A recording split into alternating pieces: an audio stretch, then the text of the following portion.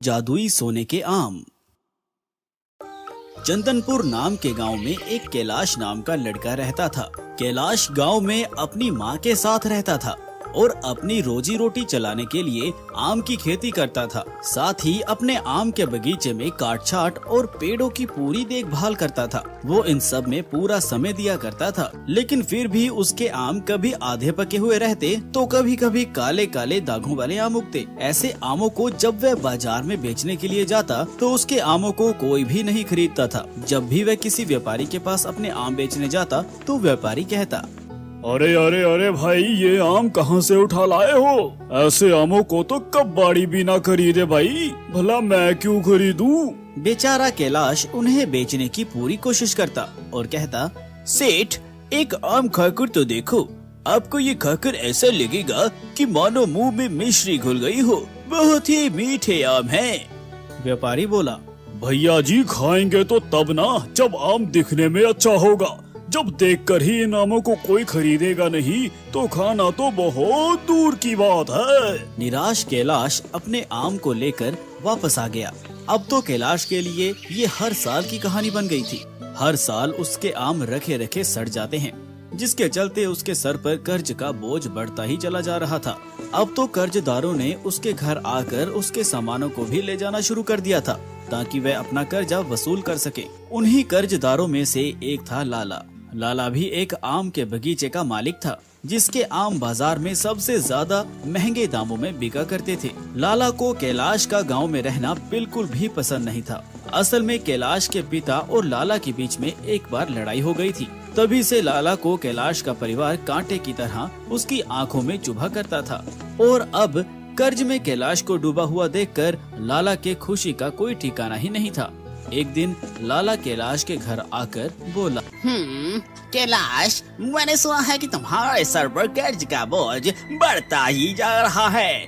मैं तो ये कह रहा हूँ कि क्यों ना तुम मेरे बगीचे में काम करो।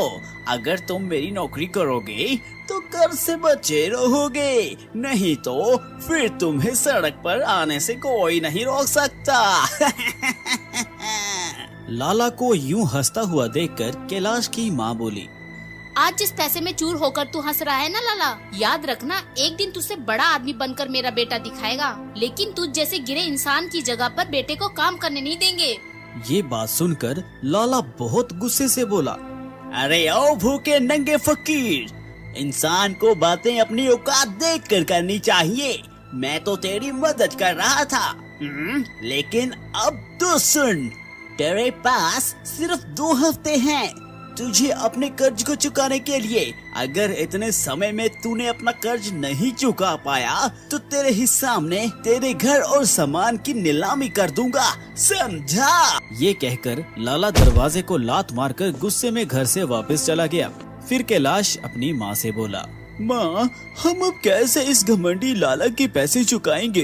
अब तो कर्ज भी नहीं देना चाहता कोई मुझे इस गाँव में। पता नहीं कैसे 2 हफ्तों में मैं इसका कर्ज चुका पाऊंगा।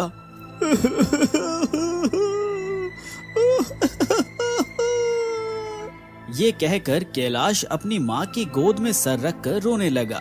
तभी उसकी माँ ने उसे संभाला और कहा, बेटा, ऐसे हार मानकर हम निराश नहीं हो सकते। एक काम करो, एक बार तुम शहर जाकर कर्ज के लिए देखो। अगले दिन कैलाश अपनी माँ के कहने पर जाकर कर्ज मांगने की कोशिश की, लेकिन शहर के व्यापारियों ने किसी अनजान इंसान को कर देने से मना कर दिया। शाम को थक हार कर जब कैलाश शहर से वापस गांव आ रहा था तो तभी जमीन पर बेहोश एक साधु दिखा। और जब कैलाश ने उनके पास जाकर देखा तो वह साधु मूर्छित हो गया था। तभी कैलाश ने तुरंत साधु पर कुछ पानी के छींटे मारे, जिससे वह होश में आ गया। और कैलाश ने फिर उन्हें थोड़ा पानी पिलाया और कैलाश ने साधु से पूछा, अरे साधु बाबा, आप ठीक तो है ना? कोई दिक्कत तो नहीं आपको? फिर साधु ने कहा, नहीं बच्चा, बस प्यास के कारण मैं बेहोश हो गया था, जिसके कारण मेरे हाथों में थोड़ी चोट लग गई। बाकी अब सब ठीक है। फिर कैलाश ने कहा, बाबा जी, इतनी गर्मी में आप पानी लेकर चला करो, नहीं तो आप फिर से बेहोश हो जाओगे। फिर साधु ने कहा, ठीक है बेटा, तुम मुझे एक भला मानुस जान पड़ते हो। आज तुमने एक साधु की मदद की है। बताओ तुम्हें क्या चाहिए? फिर कैलाश ने कहा, बाबा जी, आप मुझे सिर्फ आशीर्वाद दीजिए कि मेरा कर्जा और मेरी गरीबी दूर हो जाए।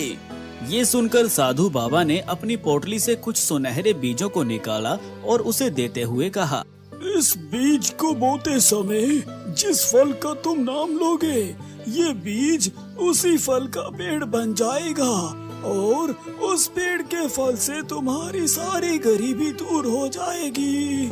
ये कहकर साधु अलख निरंजन बोलते हुए अपने रास्ते पर आगे बढ़ गए। कैलाश भी उन बीजों को लेकर अपने गांव लौट आया। अगले दिन साधु के कहे मुताबिक कैलाश ने उन बीजों को अपने आम के बगीचे में गाड़ दिया और बोते समय उसने आम का नाम लिया। कैलाश ने उस बीज की बहुत मेहनत से देखभाल करनी शुरू कर दी। वह बीज 2 दिन में एक पौधे में बदल गया। तीसरे दिन जब सुबह में आकर ये सब देखा तो बोला, अरे ये बीज है या कोई जादू की टोकरी जो इतनी जल्दी बढ़ गई? देखते ही देखते वह पौधा पौधे से एक पेड़ में बदल गया और उस पर फल आने लगे। अगले दिन कैलाश ने जब उस पेड़ से आम को तोड़ा तो उसे यकीन ही नहीं हुआ, क्योंकि वह आम कोई मामूली आम नहीं था बल्कि एक सोने का आम था। कैलाश तुरंत उस आम को लेकर बाजार गया और उस आम को बेच दिया। उसे बेचकर इतने पैसे मिले जितने वो साल भर में नहीं कमा पाता। कैलाश ने उन पैसों से लाला का कर्ज चुका दिया। इतना जल्दी कर्ज चुक जाने से लाला हैरान तो हुआ, लेकिन उसने इस पर ज्यादा ध्यान नहीं दिया। धीरे धीरे कैलाश बहुत ही अमीर हो गया। उसने नया घर खरीदा, नई गाड़ी खरीदी और गांव में कई दुकानों को भी खरीद लिया। ये सब देखकर लाला जलन में फूका जा रहा था और फिर वो बोला, यही फकीर जो सड़क पर आने वाला था, इसके पास ऐसा कौन सा खजाना आ गया जो ये इतनी हवा में उड़ रहा है? आज तो पता करके ही रहूंगा। कैलाश जानता था कि लाला को उसकी अमीरी हजम नहीं होगी, इसीलिए उसने अपने सोने के आम के आसपास जाल बिछवा दिए थे। लेकिन लाला को ये बात नहीं पता थी। जब लाला कैलाश के बगीचे में गया तो वहाँ सोने के आम देखकर बोला, अच्छा, तो ये राज है इस फकीर की अमीरी का।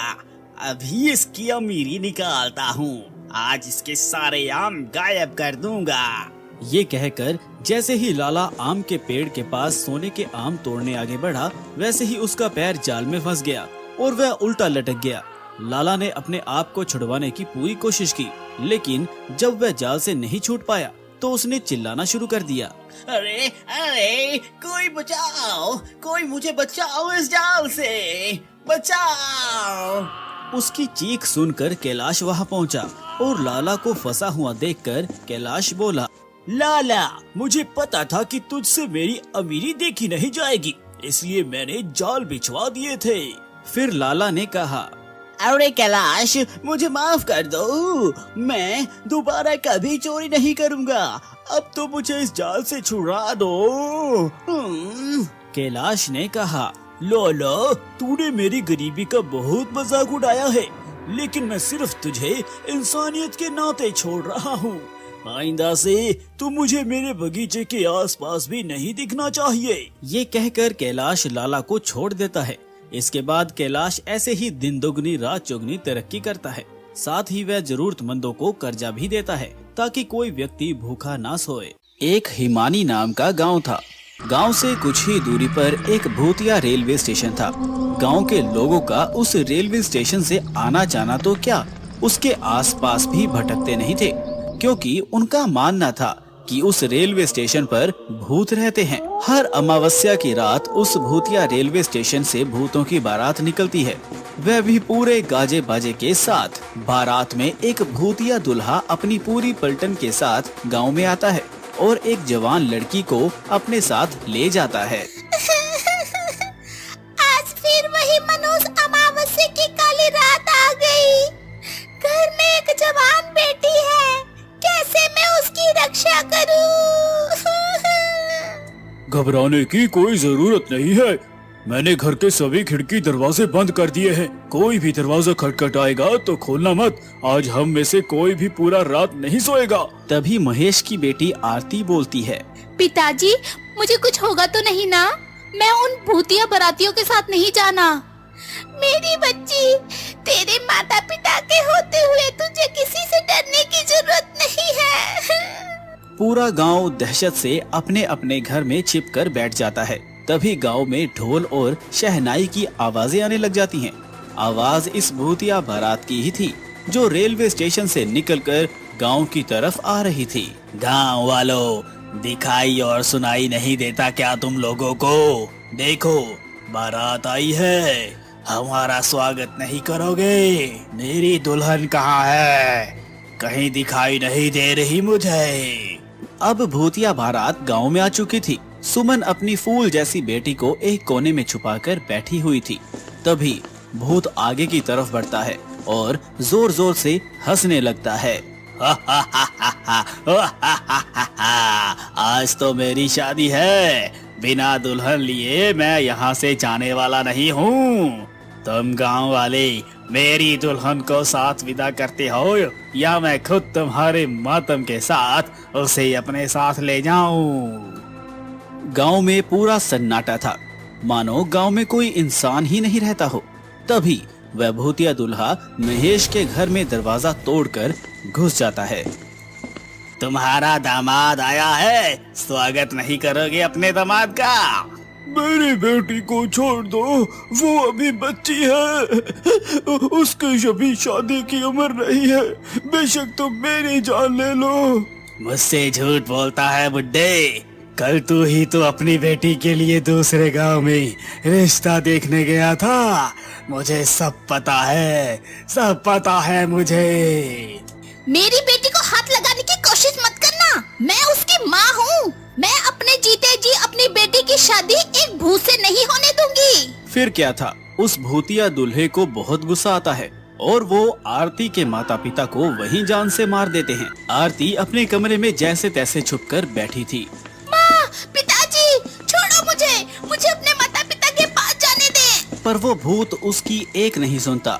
वो आरती को अपने साथ उसी भूतिया रेलवे स्टेशन में ले जाते हैं। अगली सुबह होते ही सिया और उसके परिवार के सांस में सांस आती है। कल तो हमारी बच्ची बाल बाल बच गई, पर जो सुमन के परिवार के साथ हुआ वो बहुत बुरा हुआ। ऐसा नहीं होना चाहिए था। पर हम कब तक अपनी बेटी की रक्षा करते रहेंगे? एक ना एक दिन तो वो भूत हमारी बेटी को भी उठा कर ले जाएगा। उस रात के बाद पूरे गांव में डर का खौफ छाया हुआ था। हर जगह मातम बिखरा हुआ था। गांव वाले मिलकर आरती के माता पिता का अंतिम संस्कार कर देते हैं, लेकिन पूरे गांव वालों की जुबान पर बस भूतिया बारात की ही बातें थी। अरे गांव वालों, ये सब कब तक चलेगा?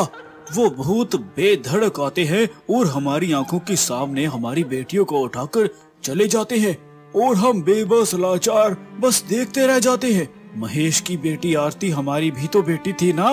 बिल्कुल सही कह रहे हो। इस गांव की हर एक बेटी तो हमारी बेटी जैसी ही है। उन सब की रक्षा करना हम सब का फर्ज है। हम सब गांव वाले मिलकर उस भूत का सामना करेंगे, तुम चिंता मत करना। वह तो सब सही है भाई, लेकिन हम कब तक अपनी बेटियों को कबारा रखेंगे? जिसकी भी बेटी जवान और शादी के लायक होती है, पता नहीं कैसे उस भूत को पता चल जाता है और वो उसे उठा के अपने साथ ले जाता है।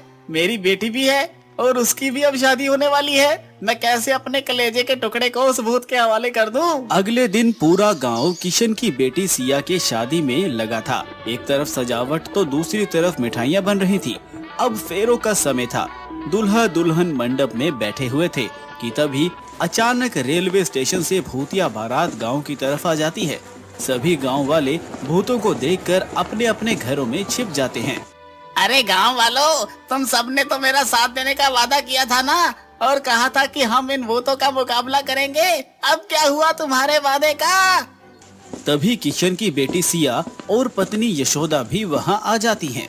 तुम्हारा ये साहस, ये मेरे बिना तुम अपनी बेटी की शादी करने चले थे। जैसे ही भूत सिया के माता पिता को मारने वाला होता है कि तभी सिया उसी भूतिया दूल्हे के सामने आ जाती है और कहती है, आप मेरे माँ बापू जी को मत मारिए। अच्छा, छोड़ दूं? इसे मैं बस एक ही शर्त पर छोड़ूंगा, अगर तुम मेरे से शादी करोगी। नहीं नहीं मेरी बच्ची, शादी के लिए तू हाँ मत भरियो। तेरी शादी से अच्छा है कि ये भूत हमारी जान ले ले। माँ, पिताजी, अगर इस भूत से शादी करने से आप दोनों की जान बचती है तो मैं ये शादी जरूर करूंगी। ये कहते ही भूतिया दूल्हा अपने बैंड बाजे के साथ सिया को अपने साथ भूतिया रेलवे स्टेशन की ओर ले जाने लगता है। रुक जा मेरी बेटी, तू ऐसा मत कर। किसी गांव वाले की हिम्मत नहीं होती कि उस भूतिया बारात का सामना कर सके, क्योंकि उस बारात में एक से बढ़कर एक खूंखार और चुड़ैल मौजूद थे। वहीं अशोक नाम का व्यक्ति अभी हाल ही में गांव में आया था और ये सब देखकर वो कहता है, ये ठीक नहीं किया हम सब ने। मेरी भी एक बहन है और उसकी भी उम्र शादी के लायक हो गई है। क्या उस सिया की जगह मेरी बहन होती तब भी ऐसा ही करते हम लोग। गाँव की बेटियों को हम यूं ही उन भूतिया बारातियों के हवाले करते आ रहे हैं। कल को मेरी नीलम का नंबर ना हो। भैया भाभी, मुझे बहुत डर लग रहा है। आए दिन इन भूतों का खौफ बढ़ता ही जा रहा है। दुल्हन का वो सुहाग का जोड़ा उनके मौत के जोड़े में तब्दील होता जा रहा है। बहन तू चिंता मत कर, मैं इसका समाधान जरूर निकालूंगा और तेरे साथ साथ इन गांव वालों को भी इन भूतिया बारातियों से मुक्त कराऊंगा। इसके बाद अशोक जंगल में एक तपस्वी तांत्रिक के पास जाते हैं और उनके पास पहुंचकर अपने गांव का हाल बताता है। बेटा, मैं देख पा रहा हूँ कि तुम्हारे गांव पर एक श्रापित भूतिया बारात का साया है और उस भूतिया बारात से छुटकारा पाने के लिए मेरे कहे अनुसार नियमों का पालन करना होगा। जी तांत्रिक बाबा। इसके बाद वो तांत्रिक अशोक को समाधान और नियम बताते हुए एक गंगा जल की बोतल देते हैं और कहते हैं, जा बच्चा, तेरे और तेरे गांव वालों का कल्याण हो। जिसके बाद अशोक गंगा जल लेकर गांव आ जाता है और सभी गांव से कहता है, सुनिए गांव वालों, इस भूतिया बारात से छुटकारा पाने का एक उपाय मुझे मिल चुका है, लेकिन इस काम को पूरा करने के लिए मुझे आप सबका साथ चाहिए होगा। हम सब तुम्हारा साथ देंगे। बताओ क्या करना है। बस आप सब एक काम कीजिए कि आज की रात शादी का प्रबंध कीजिए, बाकी सब मैं संभाल लूंगा। अशोक के ऐसा कहते ही पूरा गांव शादी की तैयारी में लग गया और ऐसे ही अब रात हो चली थी और शादी की बात उन भूतिया बारात को भी पता चल गई थी। जिसके बाद वो भूतिया बारात बैंड बाजे के साथ गांव में आ खड़ी हुई। कहाँ है मेरी दुल्हन? बताओ कहाँ है मेरी दुल्हन? भूतिया दूल्हा मंडप में एक दुल्हन को देखता है और उसे अपने साथ भूतिया रेलवे स्टेशन के अंदर एक पुरानी सी ट्रेन के डिब्बे में लेकर चला जाता है, जहां पर बहुत सारे कंकाल ही कंकाल पड़े हुए थे। तभी वह दुल्हन घूंघट उठाते हुए कहता है, ये रही तुम्हारी दुल्हन, कर लो अब शादी। धोखा हुआ है मेरे साथ, धोखा। मैं तुम्हें नहीं छोड़ूंगा। भूत के ऐसा कहते ही अशोक अपने हाथों में छुपाए हुए गंगा जल को उस ट्रेन में पड़े कंकाल के ऊपर छिड़क देता है और बाहर निकल जाता है। जिसके बाद उस पूरी ट्रेन में आग लग जाती है और वो भूतिया बारात उस आग में भस्म हो जाती है। अशोक के इस काम से अब गांव में बेटियों की शादी अच्छे से होने लगती है और सब कुछ ठीक हो जाता है।